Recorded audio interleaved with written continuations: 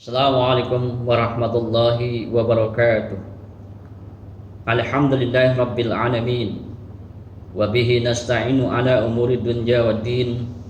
Wassalatu wassalamu ala asrafil anbiya'i wal mursalin Sayyidina Muhammadin wa ala alihi wa sahbihi ajma'in. Amma ba'du. Kaum muslimin dan muslimat dimanapun berada, pertama dan yang paling utama, mari kita sama-sama memanjatkan puji dan syukur kehadirat Allah Subhanahu wa taala yang telah memberikan kepada kita beribu-ribu nikmat, nikmat sihat wal afiat, nikmat kesempatan, dan juga terutama nikmat iman dan Islam. Salawat dan salam semoga terlimpah curah kepada junjungan alam, yakni baginda Rasulullah Muhammad sallallahu alaihi wasallam, yang mana beliau sebagai uswatun hasanah, suri tauladan yang baik bagi kita umatnya. Mudah-mudahan kita senantiasa bisa membacakan sholawat, bisa bersolawat atas Nabi, sehingga kita akan mendapatkan syafaatnya nanti di yaumul kelak. Amin amin ya rabbal alamin. Wa ba'da tahiyah syukran jamilan bila nihayah. Setelah memanjatkan puji dan syukur, bersolawat atas baginda Rasul, maka saya ucapkan ribuan terima kasih kepada pemirsa semuanya yang kiranya akan menonton dan akan menyaksikan tausiah sedikit tentang agama ini. Kaum muslimin rahimakumullah, Allah Subhanahu wa taala telah berfirman,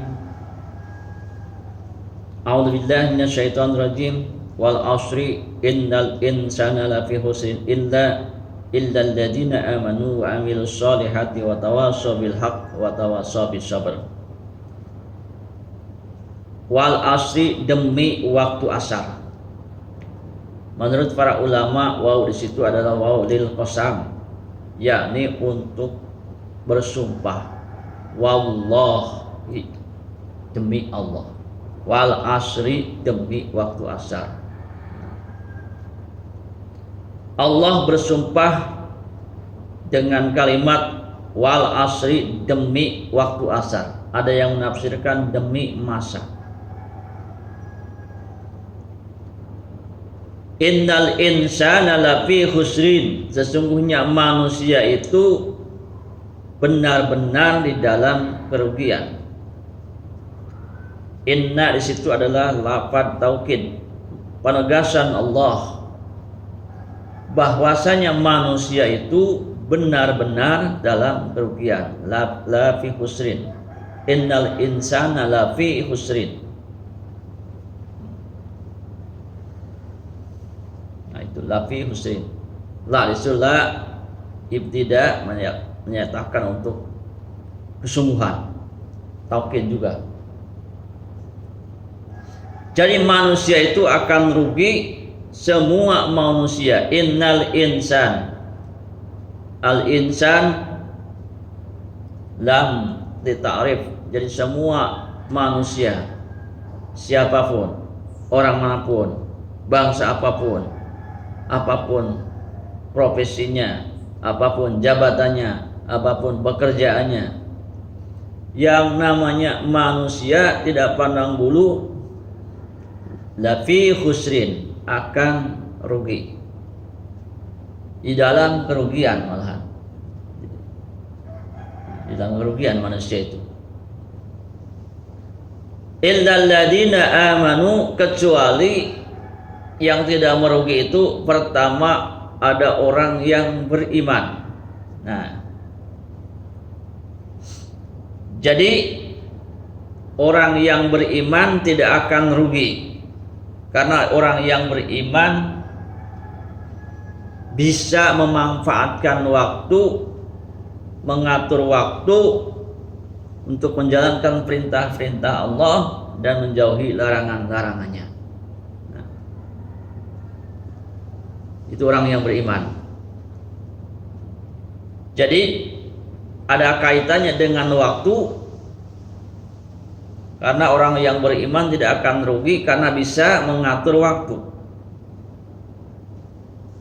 Padahal kita disarankan untuk apa? Untuk mengambil keuntungan 5 perkara sebelum datang 5 perkara. Nah, ini berkaitan dengan waktu. Mumpung hidup sebelum mati. Nah, berarti waktu. Mumpung hidup sebelum mati, gunakan waktu kita mumpung hidup sebelum mati. Jadi orang yang beriman bisa menggunakan waktu ini sebaik-baiknya mumpung masih hidup sebelum mati. Sebab kalau sudah mati, hendak berbuat baik, hendak bersedekah, hendak beriman kepada Allah, maka tidak bisa lagi.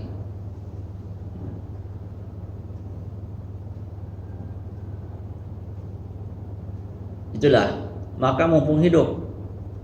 Idza jaa ajaluha, apabila sudah datang ajalnya, maka tidak bisa dimajukan atau dimundurkan walaupun satu saat.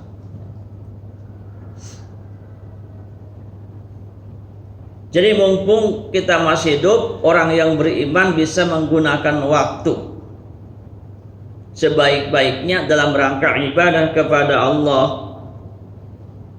dalam rangka menjalankan perintah-perintah Allah, menjauhi larangan-larangan Allah, dalam rangka bertakwa kepada Allah. Itu orang-orang yang beriman.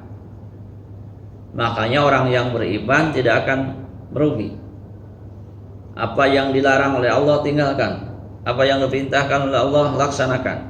Itu orang yang beriman, maka dia tidak akan merugi. Yang kedua, wa amilus salihati, orang yang mengerjakan amal soleh, yang berbuat kebajikan, berbuat kebaikan. Nah, orang yang berbuat kebaikan setelah beriman, orang yang beriman dan berbuat kebaikan. Jadi dua orang, satu orang yang beriman, dua orang yang beramal soleh. Artinya orang yang beriman dan juga beramal soleh. Nggak mungkin amal soleh saja tidak beriman. Nah, jadi orang-orang yang beriman dan juga orang yang beramal soleh. Nomor kedua, orang-orang yang beramal soleh. Nah, tentunya yang ia punya iman. Sebab tak mungkin tidak punya iman beramal soleh. Kalaupun kenyataannya mungkin itu bukan amal soleh, sekedar ingin dipandang orang, ingin dilihat orang, riya. Nah, itu tidak beriman. Tapi kalau orang yang beriman, beramal soleh, berbuat kebaikan. Jadi yang kedua, golongan orang-orang yang beramal soleh. Orang yang beramal soleh.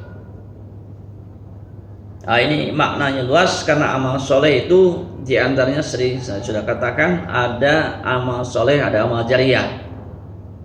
Amal jariyah yaitu amal yang berhubungan dengan amal, ya, dengan sesama manusia. Idza mata ibnu Adam inqata amaluhu illa min salasin shadaqatin jariyatin. Nah, di antaranya sedekah jariyah, beramal soleh, amal jariyah, berinfak, bersedekah, berwakaf. Ada juga amal soleh, amal ibadah kepada Allah Subhanahu wa ta'ala. Nah, ini amal ibadah kepada Allah Subhanahu wa ta'ala, ia tidak tinggalkan. Perintah sholat ia laksanakan. Nah, orang yang beramal soleh pasti beriman. Tapi tidak semua orang beriman beramal soleh. Mungkin itu diantaranya. Artinya tidak lebih memprioritaskan amal solehnya. Nah, jadi kita harus seimbang, beriman dan beramal soleh. Beriman dan beramal soleh. Kemudian watawasau bil haq watawasau bis sabr. Golongan ketiga, yakni orang-orang yang saling menasihati, saling mewasiati, wasoya, watawaso, tawaso, tawaso, ya tawaso, asalnya wasoya, tawaso, tafa'ala, ya tafa'alu, tafa'ulan, saling berwasiat, watawaso, enggak wasiat, saya saling mengingatkan, saling menasehati di jalan hak, tidak akan merugi. Karena orang yang saling menasehati, memperingati akan memberikan dampak yang positif. Yang tadinya mungkin mau berbuat maksiat, setelah dinasehati diberikan Maulidul Hasanah, tidak jadi maksiatnya. Nah, orang yang enggan atau yang tidak rajin ibadah atau tidak melaksanakan perintah-perintah Allah, setelah mendapat nasihat menjadi mau menjalankan perintah-perintah Allah dan menjauhi larangan-larangan Allah. Nah, itu di antaranya hikmah tawaso, saling berwasiat. Watawasau bil haq, watawasau bisabr, dan yang keempat saling berwasiat untuk selalu berada dalam kesabaran. Nah, ini yang namanya ini berat ya. Sabar mudah diucapkan, tapi dilaksanakan memang berat.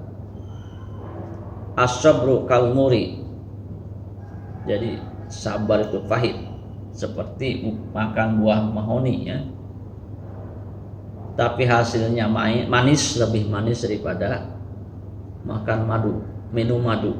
Nah, jadi saling wasiat di dalam kesabaran.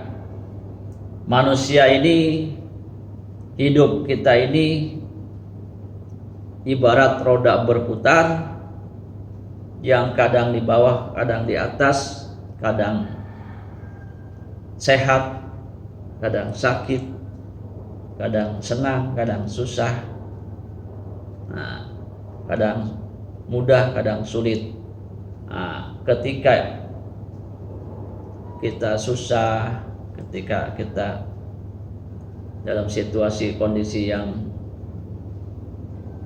istilah kata sulit, maka kita tetap bersabar. Sebab setelah kesulitan, insya Allah bakal datang kemudahan. Setelah kesulitan ada kemudahan. Kita harus bersabar.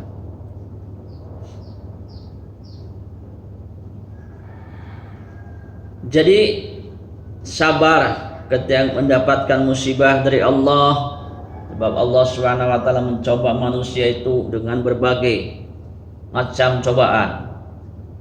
Ada yang dicoba dengan kekurangan hartanya, kekurangan buah-buahannya, kekurangan bisnisnya menurun, penghasilannya menurun, bahkan bangkrut. Nah, ada yang coba seperti itu. Ada yang dicoba dengan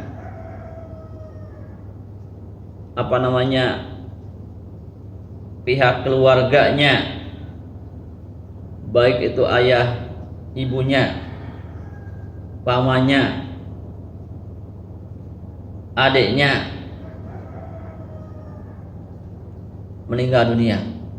Nah, ini musibah. Bersabar. Bersabar itu apa sih? Bersabar itu menerima, mau tidak mau menerima. Nah, jadi kita belajar supaya ikhlas, supaya menerima, bukan sekedar terpaksa, tapi harus menerima. Itu bersabar. Kenyataan yang tengah dialami. Bersabar di dalam menghadapi musibah. Sebab ini akan terjadi dan pasti terjadi. bahwasanya manusia itu kullu nafsin dha'iqatul maut. Setiap manusia itu akan mengalami mati. Kematian pasti terjadi. Baik orang tua kita, bapak mertua kita, ibu mertua kita, bahkan kita sendiri tidak tahu entah kapan, dan pasti terjadi. Tidak ada manusia yang kekal, ya. Nah, itu cobaan.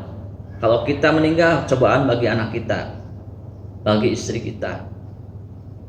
Kalau istri kita, cobaan bagi kita. Kalau istri yang meninggal, anak yang meninggal, nah, itu aja.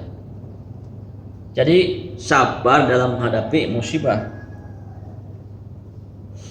Kemudian bersabar ketika menjalankan taat, menjalankan perintah Allah. Sebab kadang-kadang menjalankan perintah Allah itu terasa berat, apalagi sibuk, capek ya, untuk sholat 5 waktu, untuk berjamaah sholat, untuk mendirikan sholat aja, jangankan berjamaah di rumah pun capek gitu ya. Bagi para pekerja terutama yang seharian bahkan mungkin full ya, sampai sore sampai malam ya, tugas. Jadi ibadah itu mungkin lelah, capek. Mau ibadah kadang-kadang terbentur dengan bajunya, dengan pakaiannya, katanya kotor karena di tempat kerjaan. Nah ini kita harus sabar dalam ketaatan kalau bisa, dan diusahakan untuk tetap menjalankan perintah-perintah Allah, menjauhi larangan-larangan Allah.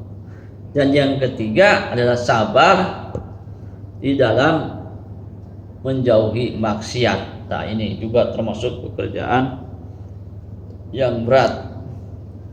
Ketika maksiat di depan mata, maksiat, istilah kata tempat maksiat dekat kita, maka kita harus bisa menahan diri, karena kemaksiatan itu diiming-imingi dengan sesuatu yang menyenangkan. Nah itu kita harus menahan diri maksiat itu, ya, menahan diri. Sebab celah-celah kemaksiatan banyak, padahal Allah Maha mengetahui. Ingat kepada Allah, Allah Maha melihat, Allah Maha mendengar, Allah Maha mengetahui. Jika kita ingat 3 itu aja, maka kita tidak berani berbuat maksiat. Makanya orang yang beriman tidak sangat takut untuk berbuat maksiat. Kaum muslimin rahimakumullah, itu saja yang dapat saya sampaikan di dalam penyerahan atau penjelasan surah Al-Asr gitu ya. Nah, dalam tausiah ini mudah-mudahan bermanfaat, dan tentunya di sana sini banyak kekurangan. Saya mohon maaf sebesar-besarnya. Tiada garing yang tak retak ya. Tiada manusia yang tak luput dari kesalahan. Mohon dibukakan pintu maaf yang sebesar-besarnya. Dan saya sudahi akhirul kalam. Assalamualaikum warahmatullahi wabarakatuh.